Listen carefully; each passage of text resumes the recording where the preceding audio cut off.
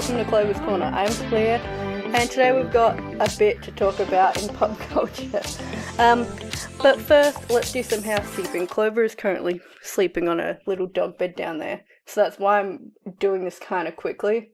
And I haven't got my lights on the full brightness because it's quite hot in here already, and I turned the fans off. I'm kind of sweating already, so let's get to it. So, I turned 28 recently. Happy birthday to me, even though at the time of recording it's been over a month.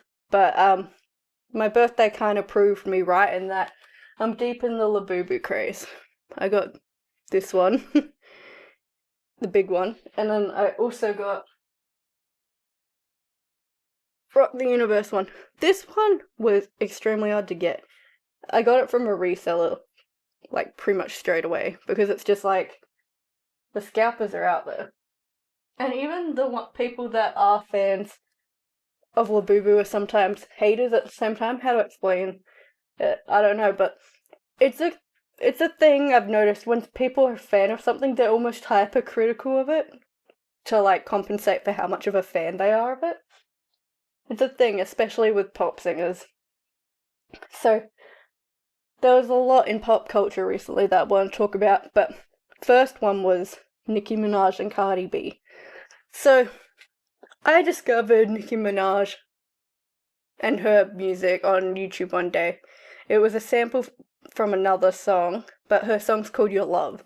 And I liked it, and I instantly became a Nicki Minaj fan. And it's been slowly going down ever since. I still like her, but she is constantly putting herself in trouble, and it's really frustrating. So, without being too explicit, she married someone who is on a registry of sorts, if you will, and she never has addressed it. And the thing is, it was going around in, like, the tabloids and stuff rage, and she wouldn't admit to it, she wouldn't talk about it or anything, and then when she did, she kind of blamed this woman and said it was her fault and her husband didn't know what he was doing and all this bullshit. And it's been this reoccurring cycle for her of getting into trouble like that, but then also just people who aren't talking about her, she inserts herself into the conversation and makes a fool of herself, makes a damn fool of herself. Like, was it even this year? Or last year, probably. The Megan Thee Stallion drama where Megan Thee Stallion made a comment in a song that wasn't even directly towards Nicki Minaj, but Nicki Minaj decided it was about her, and then went on a tirade for, like, I don't know, 72 hours on Twitter, just talking about Megan Thee Stallion, and she was going way too far with it, and then she used AI in her music, like, on the artwork and all that. It was just exhausting. And then she comes back down to earth, and then what she do now? She's in a fight with Cardi B, and this time there was nothing being said about Nicki Minaj, and she was just like, actually, I have something to say here, which is classic her. I personally haven't been too much of a fan since the 2010s. I don't even know what her most recent album is called. Let me Google that.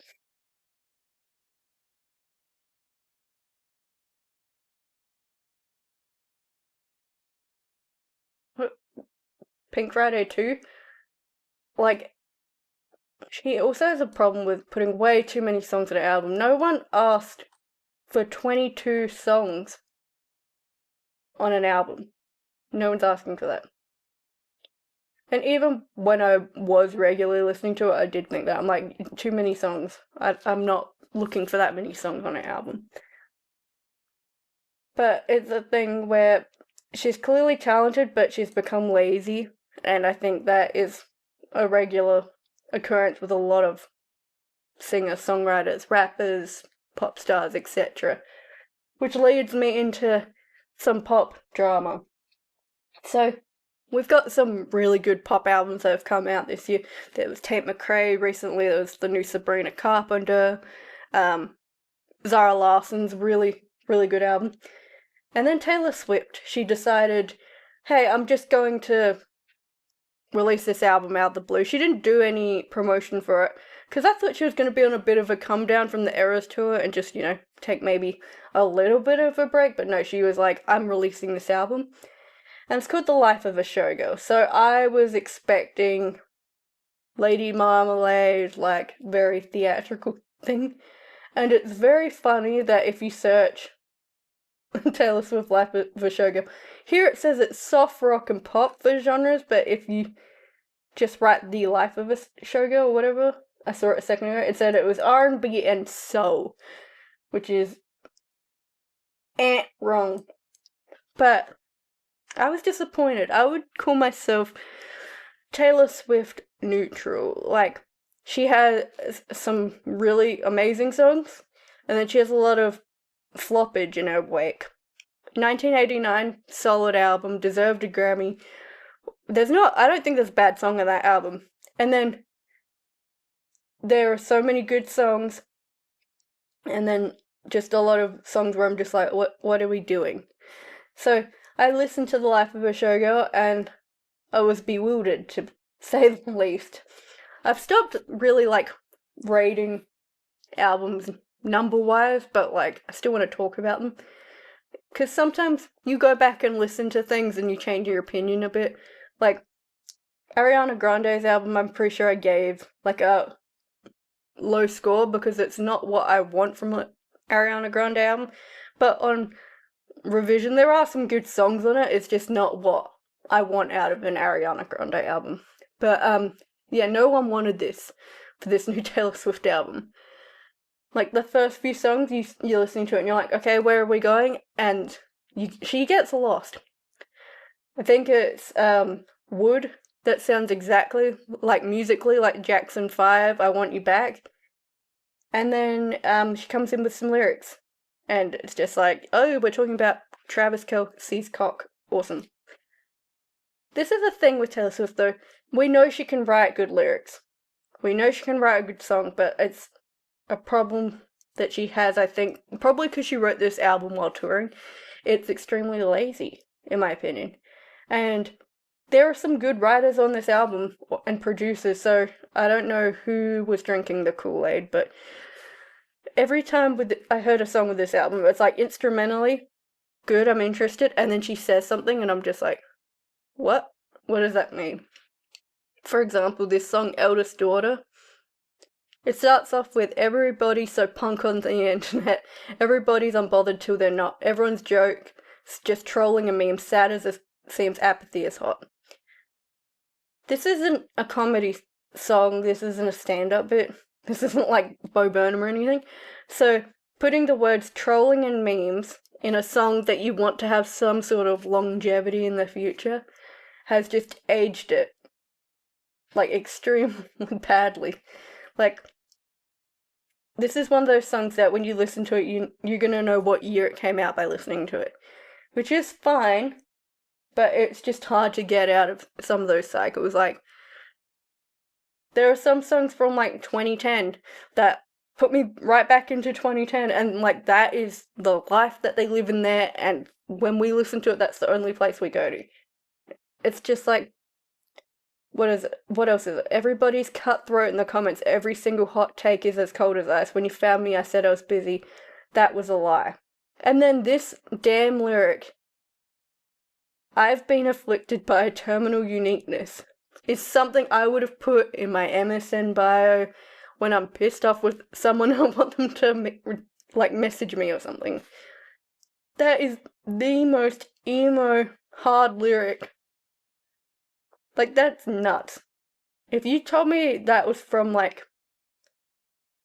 don't know, what's an emo, My Chemical Romance or Panic at the Disco, if someone like that said that, I'd be like, okay, that makes a lot of sense. That's a Taylor Swift lyric. And then she goes, I'm not a bad bitch and this isn't savage.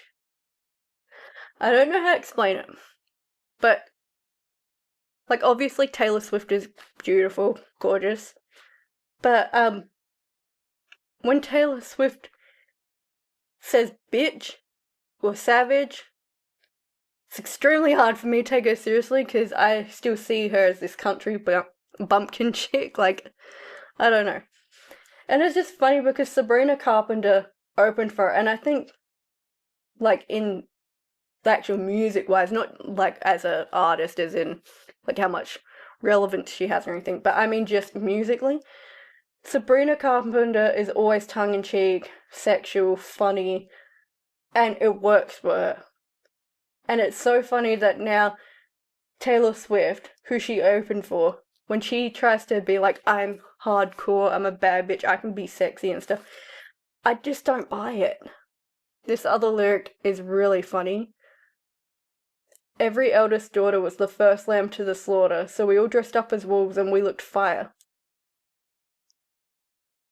If you just put every eldest daughter was the first lamb to the slaughter and left it at that, I think we would be kind of okay with it, but